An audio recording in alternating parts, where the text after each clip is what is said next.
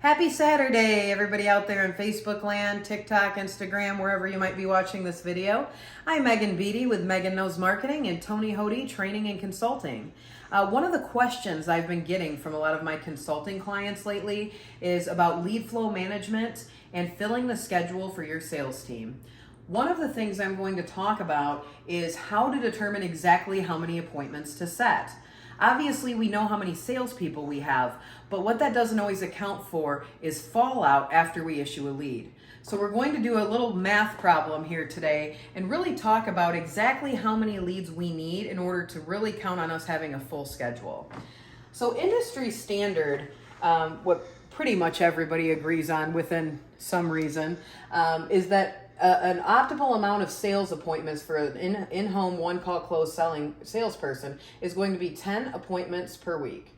Now, that means we're going to issue each salesperson 10 appointments per week. Let's say we have an average of 5 salespeople at our company. I think that's a pretty average number for most companies out there.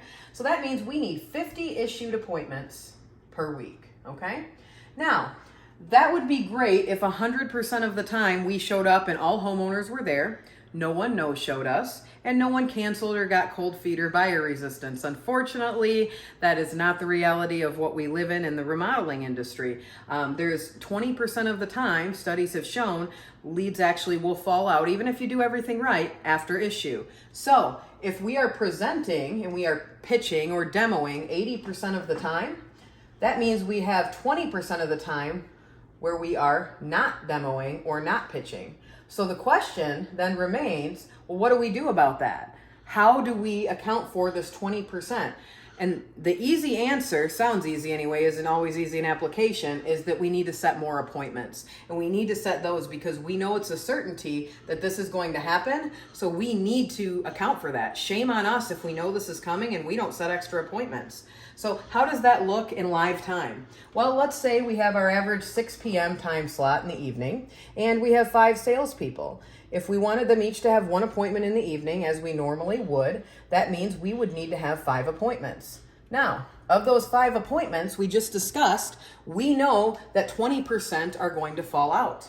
Well, if that happens, that means instead of 5 appointments, we're going to lose 1 to the 20%, and we're only going to have 4 appointments. So we are going to have 1 salesperson that's going to be pretty sad with no opportunity.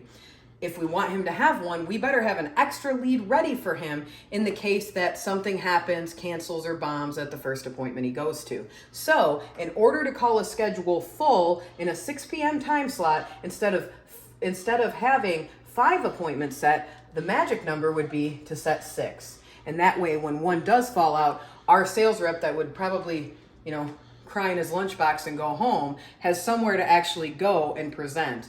I can't tell you how valuable this kind of thing is, but the first question I always get when I bring this up, someone always says, well, Megan, what do we do if by chance that lead doesn't fall out and we have that 1 extra appointment? What are we going to do if we can't make it?